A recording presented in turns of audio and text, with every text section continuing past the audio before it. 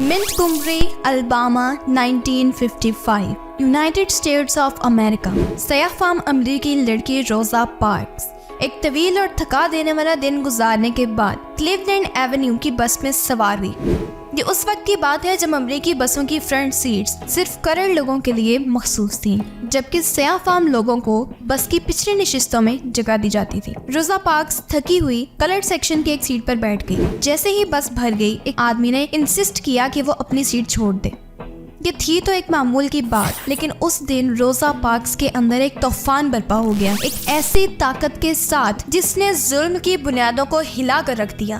اس نے کہا نہیں۔ اس کا یہ انکار ناانصافی کے ساکن تالاب میں پتھر ثابت ہوتا ہے اور اسے کلرڈ سیکشن میں بیٹھنے کے جرم میں گرفتار کر لیا جاتا ہے۔ یہ خبر تیزی سے پھیلنے کی وجہ سے سیاہ فام کمیونٹی میں مزاحمت پیدا ہوتی ہے۔ ان کے لیڈرز، جن میں ایڈی نکسون اور جو این رابنسن شامل تھے، انہوں نے بسوں کے بائیکاٹ کا اعلان کر دیا، اور یوں 5 دسمبر کو منٹگومری شہر خاموش ہو گئے۔ ہمیشہ چلنے والی بسوں کی اونچی آوازیں ایک غیر معمولی خاموشی میں غائب ہو گئیں۔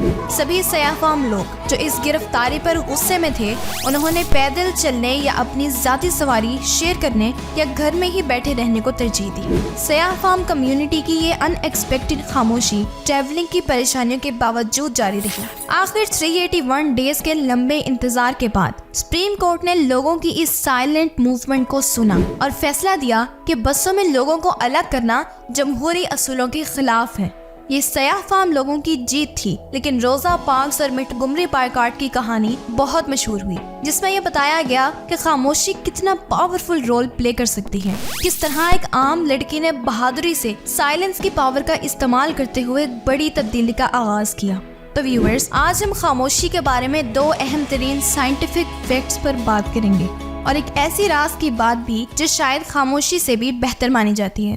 لیکن سب سے پہلے ہمارے پیارے نبی محترم رحمت عالم حضرت محمد صلی اللہ علیہ وآلہ وسلم کا یہ ارشاد پاک کہ silence is the first door to wisdom، یعنی خاموشی حکمت کا پہلا دروازہ ہے۔ ان کا خاموشی کے بارے یہ کہنا کتنا قیمتی ہے۔ آپ کیوں چاہتے تھے کہ ہم خاموشی کو تلاش کریں؟ کیا خاموشی کا مطلب صرف چپ رہنا ہے، یا خاموشی کا مقصد اس سے بڑھ کر ہے؟ نیورولوجیکل سائنٹسٹ کی سائلنس پر ریسرچ کیا کہتی ہے؟ تو چلیں پہلے ہم خاموشی کو سمجھتے ہیں۔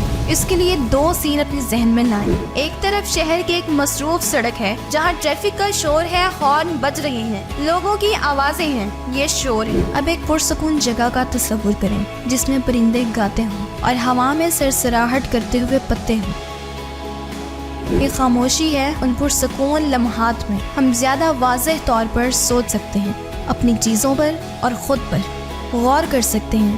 ہم اس خوبصورت خاموشی میں جہاں آوازیں صرف قدرتی ہیں، اپنی زندگی کی اہم سچائیوں سے کنیکٹ کر سکتے ہیں۔ تو پہلا فیکٹ ہے کہ silence lowers your mental stress. Science بھی پاور آف سائلنس کو سپورٹ کرتی ہے۔ پرسکون جگہوں پر رہنا آپ کے ذہنی تناؤ کو کم کرتا ہے، and overall you feel happier than ever۔ لہٰذا کول اینڈ کام انوائرمنٹ کو، سائلنس کو صرف چپ رہنے کی بجائے ہمیں اپنا خیال رکھنے اور بہتر زندگی گزارنے کے طور پر سمجھنا ہے۔ اب آپ کے لیے ایک سوال ہے۔ شور آپ کے دماغ میں ہر وقت موجود رہتا ہے، جیسے کسی بازار میں مسلسل لوگوں کے بولنے کی آوازیں آ رہی ہیں، میوزک کی آوازیں، گاڑیوں کے آنے جانے کی آوازیں۔ تو کیا آپ ایسے ہنگامے میں پرسکون ذہن کے ساتھ کسی پرابلم کا سلیوشن سوچنے کی کوشش کر سکتے ہیں؟ جواب ہے کہ بالکل بھی نہیں۔ اس لیے سائنس اور ریلیجن دونوں ہی ہمیں گائیڈ کرتے ہیں کہ silence has a healing power, اور یہی دوسرا سائنٹیفک فیکٹ ہے۔ یعنی جب دن بھر کے خیالات آپ کو تھکا دیتے ہیں تو سائلنس آپ کے لیے میجک بٹن کا کام کرتی ہے۔ یہ آپ کے ذہن کو شفا بخشتی ہے۔ جیسے ایک عقل مند آدمی نے کہا تھا کہ سائلنس ایک اچھے دوست کی طرح ہے جو آپ کو اندر سے ٹھیک کرنے میں مدد دیتی ہے۔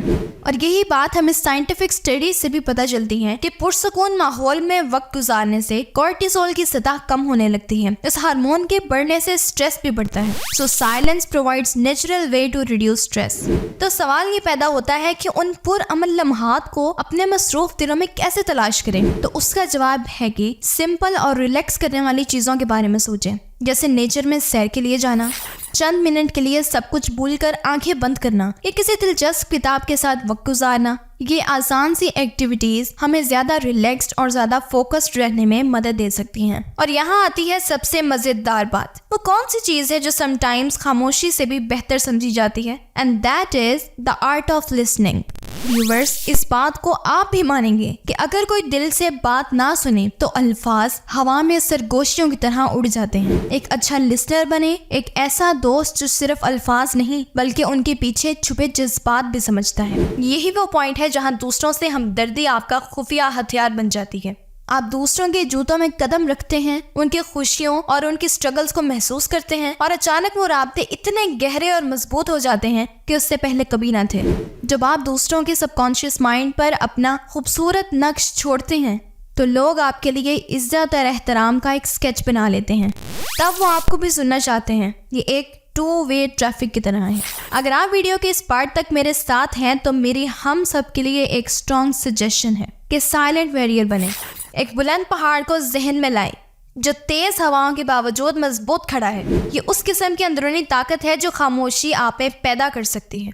ये बात कभी मत भूलिएगा कि ताकतवर तरीन लहरों की अक्सर कोई आवाज नहीं होती। अगर आप जानना चाहते हैं कि आपका लाशऊर कितना ताकतवर है और आप अपने सबकॉन्शियस माइंड से कैसे कैसे काम करवा सकते हैं तो इस 6 मिनट की वीडियो को जरूर देखिए।